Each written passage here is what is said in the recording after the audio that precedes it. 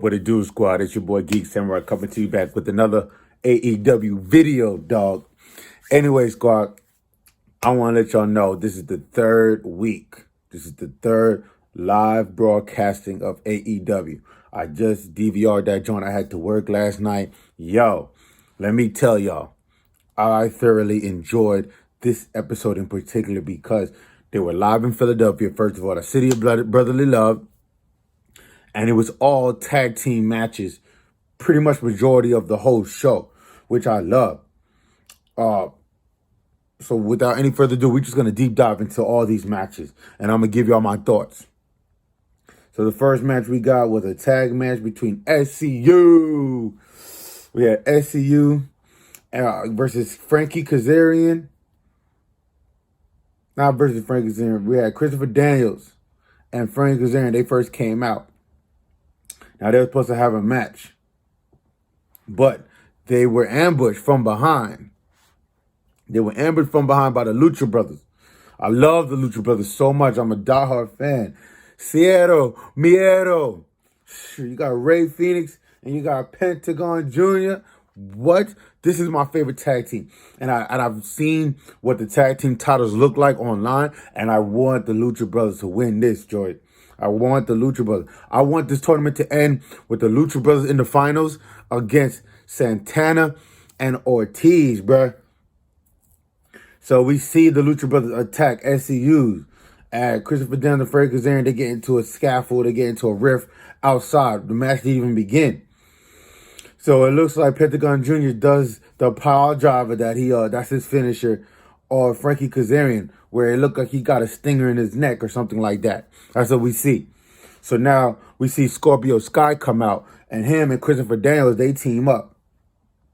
They team up to go up against the tag team because, you know, SCU want to compete. They don't want to lose this tournament, you know what I'm saying?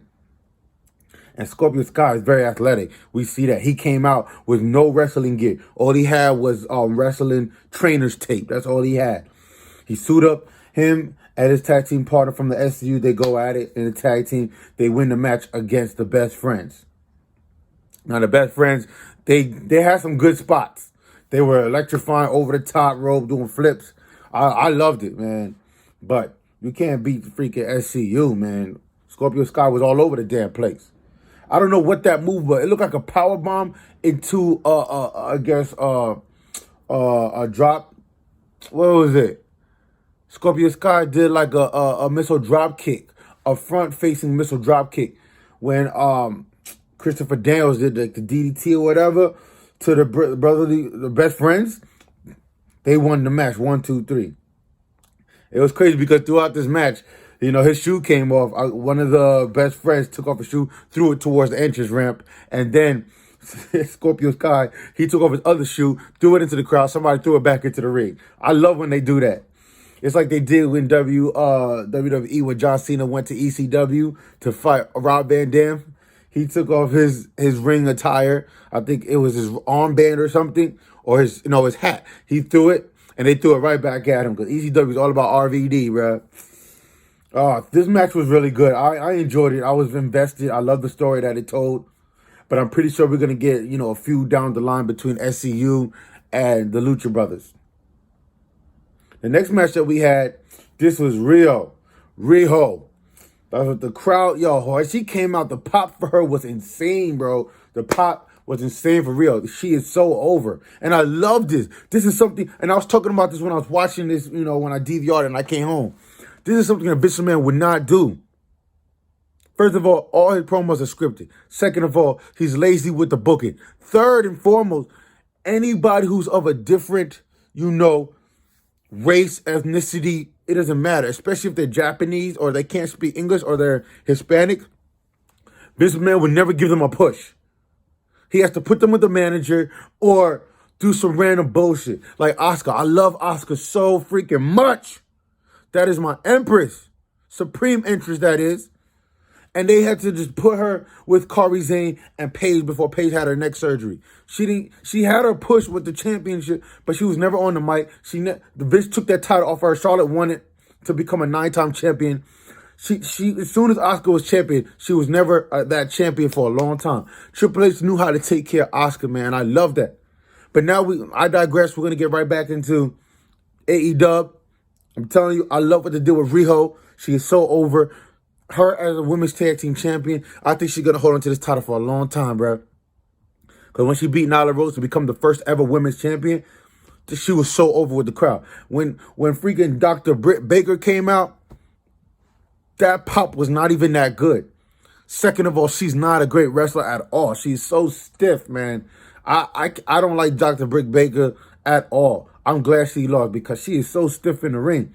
There was a move that she botched where it looked like she was supposed to do like an arm drag or a reverse arm drag to Riho, and she botched it. She botched it. It looked like they were just rolling on, like doing a gator roll with each other in the ring. Like, Dr. Britt Baker sucks.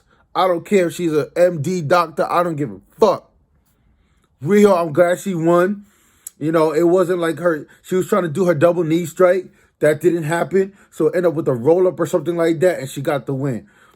Anyway, it was classy for them to actually shake hands. You know what I'm saying? Riho is on a roll, and I respect, and I'm a big fan. She's from Japan. I love Japanese wrestlers. Like I said, I love Asuka. Riho's another one, man. And she's like 98 pounds. This girl is on fire. Anyway, decent match. I still was invested. I'm glad she won because Dr. Britt Baker sucked. Bring motherfucking Allie into this joint, son. Where is Allie at? Allie Wrestling. She used to be called Allie Impact. She signed with Allie, you know what I'm saying? She signed with Impact. Now she's not with Impact anymore. She's with AEW. Where's Allie Impact? Where's Allie Wrestling at, yo?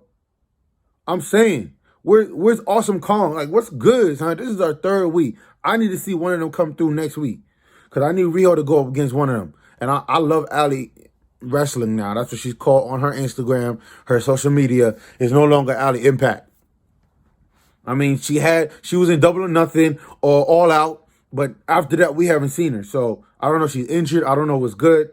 I want to see Allie Wrestling soon. That's my absolute favorite diva, or should I say women's, excuse me, no longer divas. That's my favorite women's wrestler in AEW. I'm not from San Francisco, California, but I know over there in Oakland, in San Francisco, in the Bay Area, they don't say W, they say AEW. Because I'm a Warriors fan, holla at your boy. But I digress. That's another video for another time. Back to the match at hand. Riho won. I'm so pumped for her. Kudos to Riho, bro. Next, we have Moxley and Pac the Bastard in a tag match against Kenny Omega and Hangman Page. This match was brilliant. This was another tag match on the card, but I don't care. This match was brilliant because I love how it ended. We didn't know four of these men were going to be good teammates to tag with each other. Hangman and Kenny Omega, they've never had that camaraderie. You know Pac and Moxley don't like each other. Yo. But throughout this match, we had some jaw-dropping, impressive moves. I was shocked to see Pac and freaking Moxley team up. They look like heels, a heel tag team. They were doing so good, isolating Omega in the beginning so that he couldn't tag Hangman Page. When Hangman Page came in, he was explosive. He loves doing that discus lariat all the damn time. Whatever. But towards the end of this, we see Kenny Omega on one side. They were both outside the ring. He goes for the broom with the barbed wire. Then we see Moxley with the bat with the barbed wire. They go into the ring. Referee's in the ring. Moxley scares the bitch out of him. He scurries out of the ring. And then they go at it. You know what I'm saying? Kenny Omega tried to hit Moxley with the broom. That didn't work out. Moxley hit, I guess the referee didn't see it. Moxley hit Omega with the end of the bat, with the handle, instead of the barbed wire. And it looked like he's about to hit him with the barbed wire. But here comes Pac, who comes into the ring. And he takes the broom from Omega. And he takes the bat from Moxley, throws it out the ring. Goes into Moxley's face. They're bumping heads, son. And he's like, yo, what are you doing? You stupid? You want to get disqualified? Are you stupid? This is all about wins or losses. I want to win. Pac, he's from England. He got that thick British accent. He's a bastard. He don't give a damn who he goes up in front. So here comes Moxley. After Pac is all up in Moxley's face, Moxley's like, yeah, you right. Yeah, you right. Gives him the bird. Double it. Dos. And then he hits him with the dirty D's. He calls it something else now. But, Moxley's my guy, son. Moxley is my guy. I want him to be the next AEW champion, but he has to win up. He got to win a lot of matches or whatever to even be qualified to be in the match. Like I said, I loved it. He hit him with the dirty deeds. I have to look at what he calls that move now because it's no longer dirty deeds.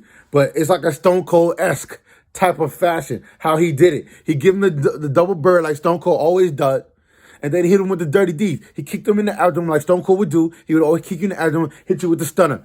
But in this case, you know, Moxley, his greatest wrestler, his favorite wrestler was Mankind. So he has the dirty deeds for Mankind. So he freaking kicks him in the freaking... I loved it. He kicks him in the joint, in the abdomen, hit him with the dirty deeds, leaves the match. Doesn't even finish the match, son. And then we leave Kenny Omega. He does his special, that running knee strike. He throws Pac into Hangman Page. Hangman Page does his special, and they win the match. Now, this is already, at the end of this, we see that there's going to be a future match next week between Moxley and Pac. That's going to be a hell of a match. Moxley's so unpredictable, man. When he was at WWE, he was Dean Ambrose. He was freaking unhinged. He was unpredictable. You didn't know what he was going to do. He was the freaking lunatic fringe. I hated that name because Dean Ambrose, a.k.a. John Moxley, he know what he was doing. He's not crazy. He know what he's doing. He's just unpredictable. And now we have John Moxley, man. This is my guy. I'm rooting for this guy to be the face of AEW, man. Facts. And I love when the crowd, at the end of that, when he hit that Stone Cold-esque Dirty D's, the crowd said, AEW, AEW, AEW. Yo, they were going crazy. The crowd was lit in Philly, y'all. I went to high school in Philly. I should know. I'm originally from New York, but I know how that Philly crowd can get, man. City of brotherly love sometimes ain't lovely. But let me tell you, they love them some Moxley, bro. And now I want to talk about this match that I think was electrifying. I love the Jurassic Express match versus Cero Miedo, my Lucha bro. That match was crazy, son. That match was insane. We all know Jungle Boy could wrestle, but his tag team part, it wasn't Luchasaurus. It was that other cat.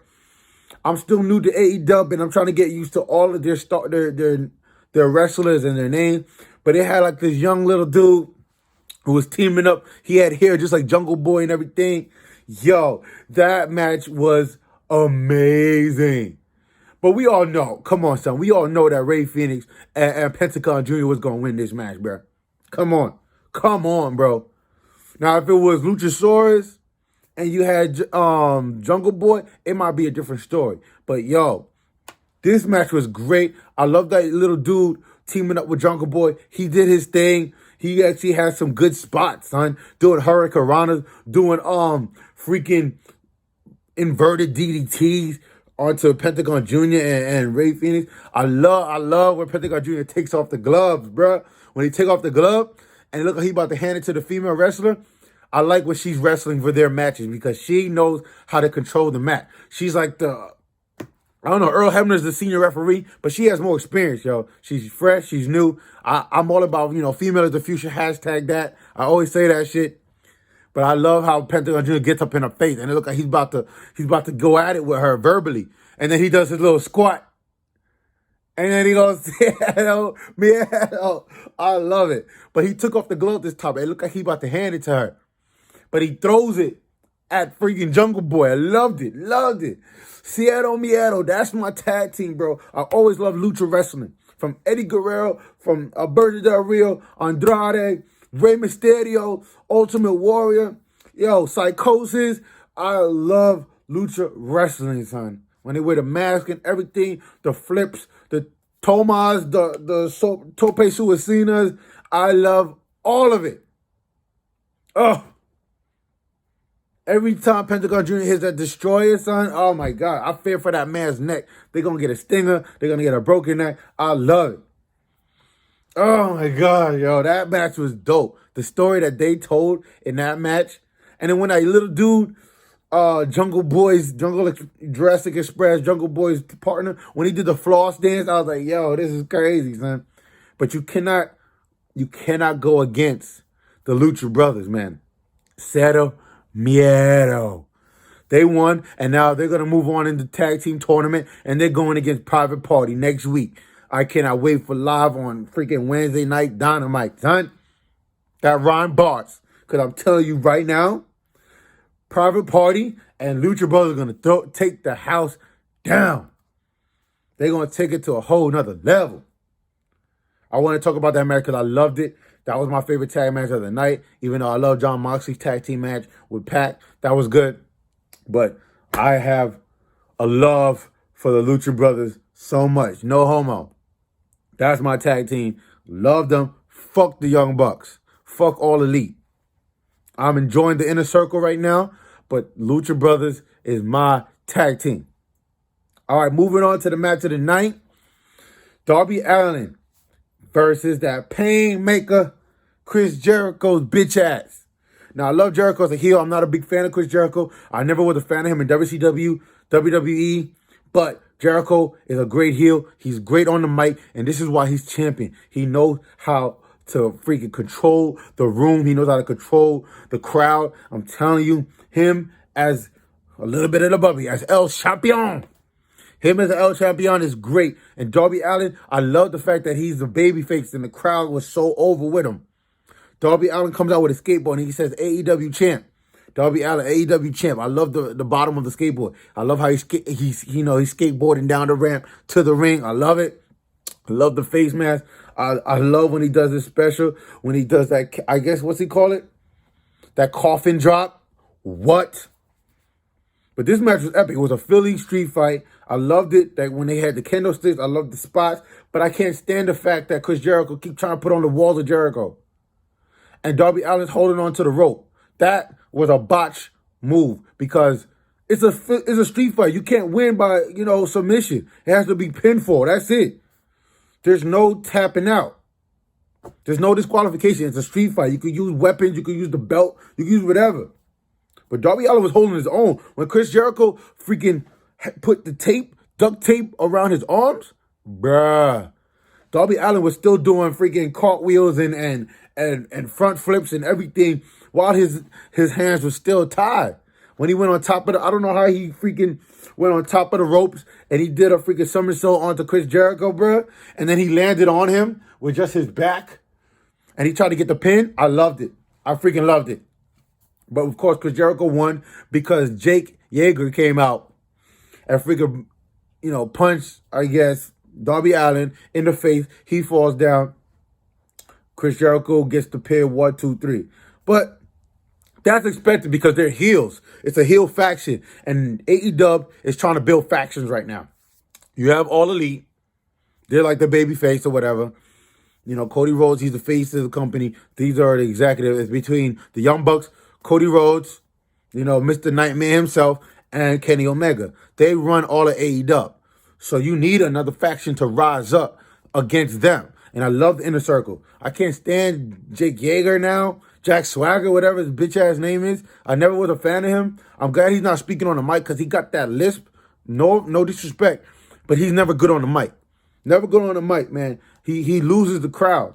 Yes, We the People was over, but it only got over because of the fact that, he was in a tag team, We the People. It was catchy. It was a catchy phrase. Every time you said it, you wanted to be involved because we are American. That's our freaking, you know what I'm saying? That's who we are. That's our declaration, We the People. So I understand that he gets over like that, but now that he's an AEW, he's just going to be that silent MMA fighter, that undefeated 2-0 undefeated MMA fighter. So we're going to see how they book him, but I love how they book him where he's not speaking on the mic. He just stands like a bodyguard, a security guard in the back, and he just shows his prowess. He shows his viciousness by fighting. He shows his viciousness by beating your ass. I love that. Kudos to AEW for doing that. They're booking him right. All in all, this was a great episode this week. I enjoyed it. I enjoyed all the tag team action that was going on, the stories that were being told throughout this entire night. Now, every week, I'm going to bring y'all videos of AEW. This is the third week. This is my third video on AEW. And I'm telling you, I'm so excited for this promotion. I am so over WWE. The only reason why I watch WWE is because I love Alexa Bliss. That's my girl. You know what I'm saying? I go hard for her. And Asuka. Those two, man. That's the only reason why I watch every single week of Raw and SmackDown. If it wasn't for Alexa Bliss and Asuka, I would not be tuning in. And Lana, I would not be tuning in. The male wrestlers are so watered down and diluted, and I'm so out of it. Male wrestling in WWE is the worst it has ever been. Look what they did to the Fiends, and I know I'm going on a rant, but they fucked up the Fiend. You rushed him into a Universal title match on Monday Night Raw at Hell in a Cell. And look how y'all botched the ending of Hell in a Cell, bro. Then you have Seth Rollins go into Fire Funhouse and burn it down. We all, as WWE Universe, as a crowd, we supposed to believe that the Firefly Funhouse was something in his mind. The puppets, the scenery, everything. It's all in his mind. But for it to be an actual set that Seth Rollins could meet Bray Wyatt in there and beat his ass, I am so over WWE's bitch-ass booking. I'm done. I'm sorry, squad. I'm supposed to be focusing on AEW, but I had to go on that rant. Vince McMahon is a selfish bitch. The product is lazy. And I'm all about AEW, man. Anyway, squad, back on AEW. I want y'all to, hit that post notification bell, like and subscribe and share Geek Samurai, and y'all will be getting these reviews and these results and my thoughts on AEW every single week. I'm going to bring that to y'all. Facts. Unless I'm moving or I'm sick or I'm freaking, I'll be bringing y'all these videos, bro. Sorry, squad, I'm going to get up out of here. I already know what to do. I already mentioned it. Like, subscribe, and share Geek Samurai. Until next time, I'll see you in another video. Peace.